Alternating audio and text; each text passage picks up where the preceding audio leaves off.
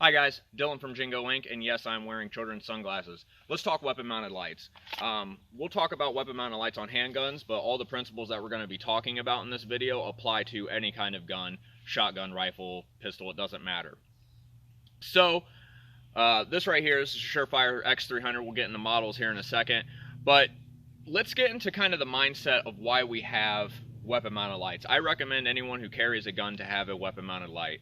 It's very small. It's a very small addition. A lot of holster companies are starting to make holsters that accommodate these kind of lights. So it's really just a no-brainer. Until we get night vision and we can see like raccoons. Now, let's get into the mindset of why we want weapon-mounted lights. Darkness is one of the only constants when it comes to our vision. Okay, without the sun, there is darkness. Without electricity powering this building you're in, without windows, there is darkness. So stuff can go south very, very hard just with the absence of that thing that you think is always there. So when there's not light, there's dark, obviously. So we need to practice, we need to train, we need to equip ourselves for the constant, okay? That emergency provision. Electricity and light and the sun is only here for a certain amount of time. Sometimes calamity hits and sometimes that goes away. It gets real cloudy, becomes nighttime. Night starts taking up a majority of the day during daylight savings time. There's a big list of reasons why you would want to have a light on your gun and a light on your person.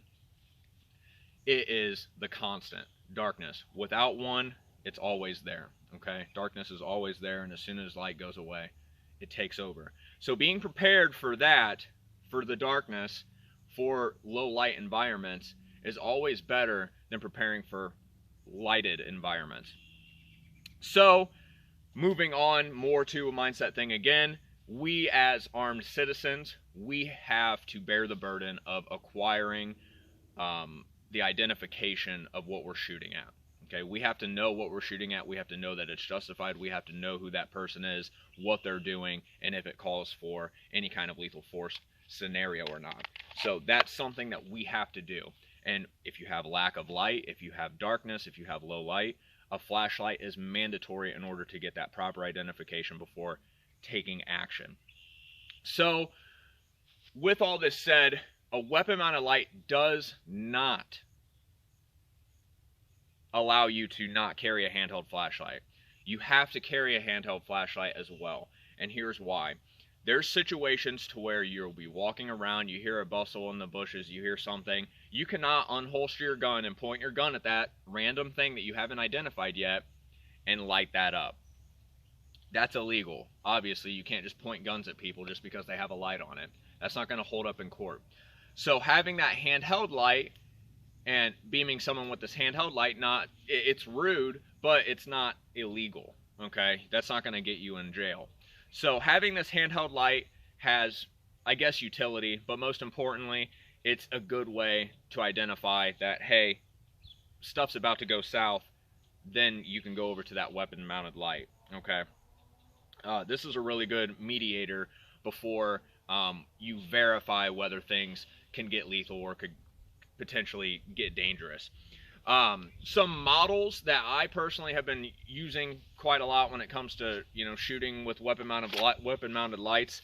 This is a Surefire X300U. This is one of the newest ones in my collection. I just started shooting it. I did a little bit of shooting yesterday. I have quite a lot of rounds through it so far.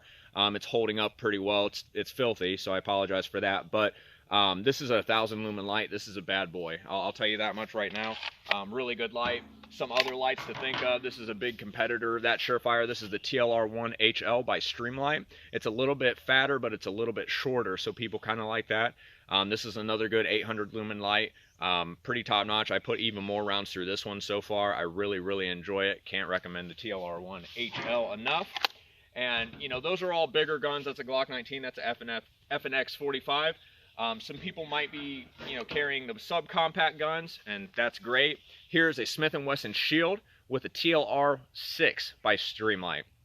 This is a very compact light. This gun does not have a railing, so it doesn't attach to the railings like these other guns that I've shown. So what it does is it clamps down onto the trigger guard up front, clamps down real tight with the Allen wrench. You get down on there good.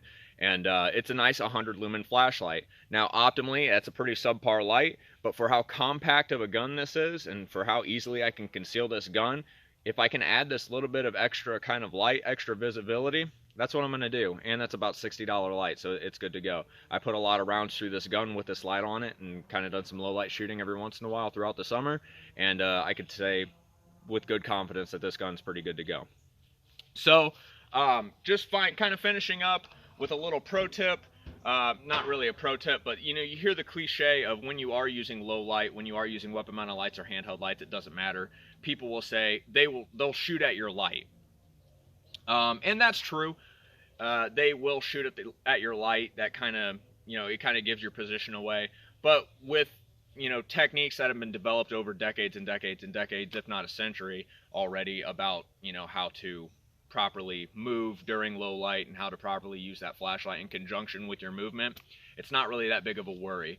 You know, the whole, you know, avoiding repetition in pretty much everything we do when it comes to firearms, you know, coming out from concealment, coming out from cover, low light, you don't want to come out in the same position. You don't want to stay in that same position. If you pop out at the top, you don't want to pop out again at the top for concealment.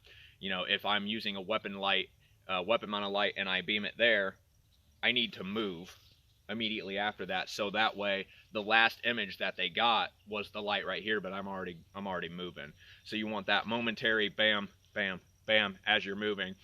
That's why for handheld lights in my video I want momentary on only. That's one of the big reasons.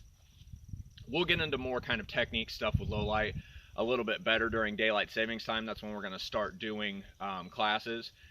One of the last things with a "they will shoot at the light" kind of quote is, well, imagine what they'll shoot at when it's completely light out and they can see you fine. They're just going to shoot at you anyways. So being in the night, being in the dark, and having the proper knowledge on how to maneuver yourself through a room, through a building, through a dark alley, whatever, is probably a little bit more advantageous than just being out in the open with the sun beaming down on both of you guys.